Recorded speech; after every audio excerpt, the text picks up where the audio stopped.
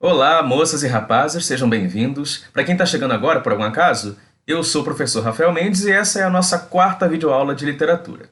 No nosso último encontro, a gente falou sobre o Barroco no Brasil.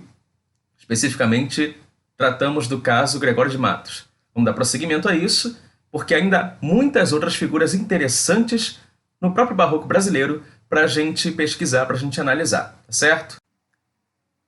E agora vamos dar sequência falando de um outro grande nome da nossa literatura barroca, que é o Padre Antônio Vieira. O Padre Antônio Vieira foi um padre jesuíta, nascido em Portugal, mas que veio ainda menino para o Brasil. E passou a vida assim, entre Portugal e o Brasil. Ele foi defensor dos índios em muitas ocasiões, e é um nome bastante reconhecido tanto na literatura brasileira quanto na portuguesa. Então os portugueses não abrem mão dele só porque ele viveu por aqui, e a gente não abre mão dele só porque ele nasceu por lá. A propósito disso, pessoal, dá uma olhada nisso daqui. Eu tenho aqui dois livros organizados pelo mesmo autor, o professor Massol Moisés, da USP. Esse aqui se chama Literatura Brasileira através dos Textos. E esse é a Literatura Portuguesa através dos Textos. Certo? Para ver? Pois bem, o Padre Antônio Vieira é o único autor que aparece nessas duas obras. Ele está presente tanto na história da literatura brasileira como na história da literatura portuguesa. Vieira é um mestre da oratória. Ele é famoso pelos seus sermões, ou seja, pelos seus discursos de caráter religioso. Ele é o nosso representante do conceptismo. Ele tem um poder de retórica e de persuasão que é empregado na pregação da palavra de Deus. Eu separei aqui alguns trechinhos dos sermões mais famosos do Antônio Vieira. Eu vou só falar aqui rapidinho sobre eles, tá bem? Começando pelo sermão de Santo Antônio aos Peixes, para Vieira, os peixes são seres abençoados por Deus. A prova disso é que eles foram poupados do dilúvio, aquele dilúvio bíblico que você sabe qual é, não é? Vieira destaca que os peixes foram os únicos animais a se salvarem, e dos outros ficou só um casal de cada um, não é isso? E a razão seria: os peixes não vivem perto dos homens como os outros animais. Para Antônio Vieira, o ser humano macula tudo que está próximo a ele. Seguimos aí para o Sermão da Sexagésima. Esse sermão fala sobre a própria arte de pregar a palavra de Deus. Portanto, ele se utiliza da metalinguagem. Num dos trechos mais famosos desse sermão, ele toma por base uma metáfora de Jesus sobre a palavra de Deus ser uma semente que é plantada por quem a dissemina, por quem prega a palavra. Os corações dos homens, então, são os tipos de terra a ser plantada. Há terras férteis e terras inférteis, como os corações dos homens podem estar abertos ou fechados para a palavra de Deus. A esse tempo, era de entendimento geral que os povos indígenas deveriam ser salvos, catequizados. Essa era a missão justamente da Companhia de Jesus, dos padres jesuítas, dentre eles o próprio Antônio Vieira. Por outro lado, havia o entendimento de que os negros africanos mereciam ser escravizados, deveriam ser escravizados. Algo inclusive abalizado por algumas passagens bíblicas. No entanto, neste sermão, 27º, o padre Antônio Vieira vem demonstrar como a escravidão negra, inclusive, é algo incompatível com a doutrina cristã. Uma das grandes coisas que se vêem hoje no mundo, e nós, pelo costume de cada dia, não admiramos, é a transmigração imensa de gentes e nações etíopes que da África continuamente estão passando a esta América.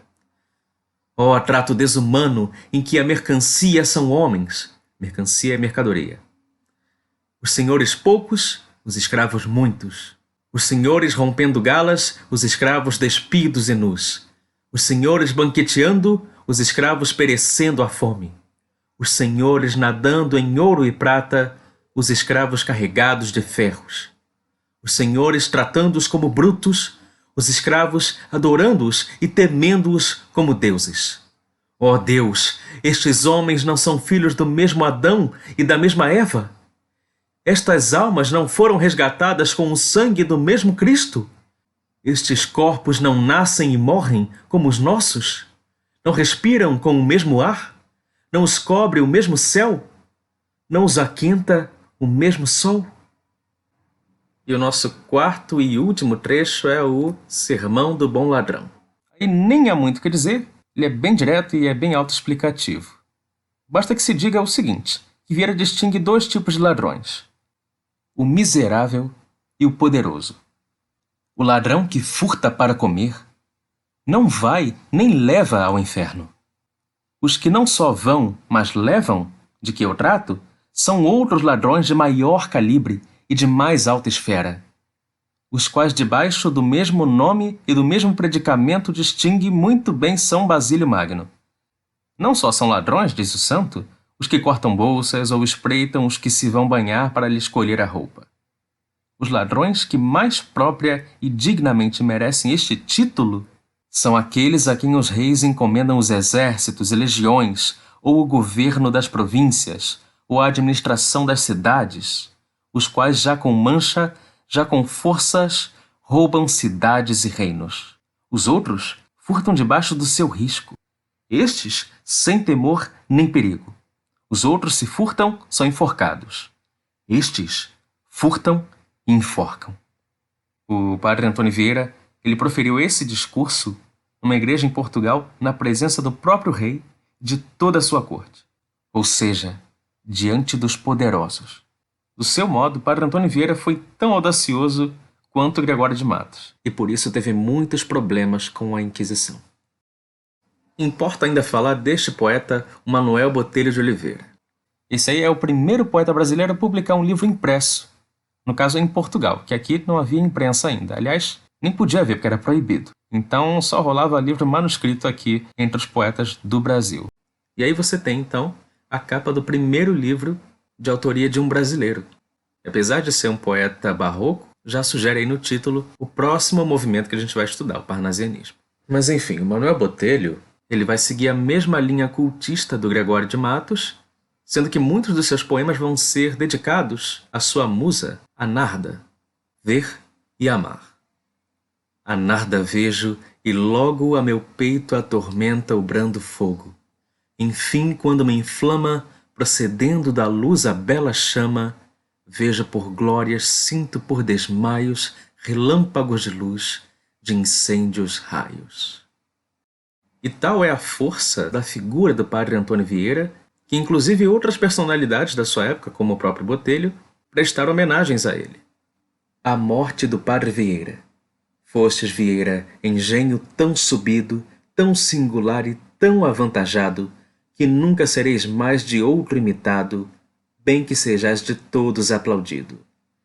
Nas sacras escrituras embebido, qual Agostinho fostes celebrado, ele de África assombro venerado, vós da Europa portento esclarecido. Morrestes, porém não, que ao mundo atroa vossa pena, que aplausos multiplica, com que de eterna vida vos coroa. E quando imortalmente se publica, em cada rasgo seu a fama voa, em cada escrito seu uma alma fica. E agora aí vai aquele resumão para você. Basicamente opõe o cultismo ao conceptismo no contexto brasileiro. Os principais nomes são aqueles que a gente viu, estão aí, Gregório de Matos e o padre Antônio Vieira.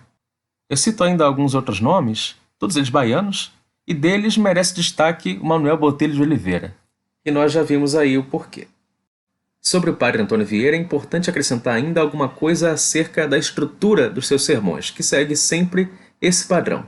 Principia pelo exórdio ou introito, que é uma espécie de introdução, no momento em que o padre vai apresentar o tema daquela missa, daquele discurso. Em seguida vem a invocação, quando se chama normalmente o nome de um santo que vai abençoar aquela fala, aquela missa, aquelas pessoas. Há então um desenvolvimento em que se desenrolam aqueles temas introduzidos lá no introito, e por fim há a peroração, que é uma espécie de encerramento com vistas aí a exaltar a fé cristã.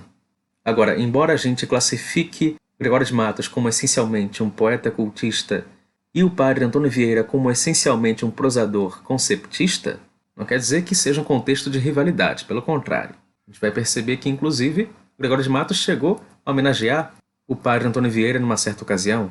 Um dos sermões do Vieira vai ser traduzido para a poesia pelas mãos do Gregório, e ele mesmo destaca isso. Observa aí o finalzinho desse poema de que eu estou tratando. Estes secretos primores não são da ideia sonhados, são da escritura tirados, e dos santos escritores. E se não cito dos doutores, e poupo estes aparatos, é porque basta a insensatos, por rudez ou por cegueira, que em prosa os compôs Vieira, traduziu em versos Matos. Essa foi a nossa aula de conclusão do Barroco, enfocando aí nos casos brasileiros e, nesse momento, sobretudo na figura do Padre Antônio Vieira. Aí na imagem você tem o ator Lima Duarte interpretando o Padre Antônio Vieira numa cena que pertence ao filme Palavra e Utopia, ao qual pertence também a imagem inicial dessa aula, em que você tinha o ator Luiz Miguel Sintra interpretando uma versão um pouco mais jovem do Padre Antônio Vieira. Como esse ator é português, é um caso curioso de um mesmo personagem sendo interpretado por atores de nacionalidades diferentes, o que reflete a dualidade do próprio Vieira. Aliás, Vieira, além de padre, deveria ter se tornado santo por conseguir realizar esse milagre que foi chegar aos 89 anos no século XVII. Imagine só. O filme é do ano 2000, o que significa que Lima Duarte há 20 anos já era idoso, embora ele tenha completado 90 anos agora em março. Ou seja, só em 2019 ele alcançou a idade do personagem que ele interpretou há 20 anos atrás. Você também encontra esse outro filme acerca da vida do padre Antônio Vieira, Sermões, protagonizado pelo ator Otton Bastos e com participação inclusive do Caetano Veloso e tal. Esse é um filme que também existe. Em Palavra e Utopia há uma seleção interessante de fragmentos de sermões do padre Antônio Vieira, que dão uma boa noção da obra dele como um todo. Aí você vê alguns deles, sempre questionando a estrutura escravocrata do Brasil. E que coisa há na confusão deste mundo mais semelhante ao inferno que qualquer um destes vossos engenhos? Melhor é sustentarmos-nos de suor próprio que de sangue alheio. Bom, pessoal, como eu comentei lá no começo, a gente ainda tinha muitos outros casos interessantes para estudar. Mas, obviamente, não temos tempo, então você fica pelo menos aí com os casos mais representativos. E, para variar, o filme que eu citei está aqui embaixo, linkado para você no YouTube, ok? Bom, agora eu acho que você já tem condições de fazer todas as questões da unidade sobre Barroco que está na sua apostila, e também as tarefas domiciliares que vão chegar para você, tá certo? Então, bom estudo, tá? Um abraço.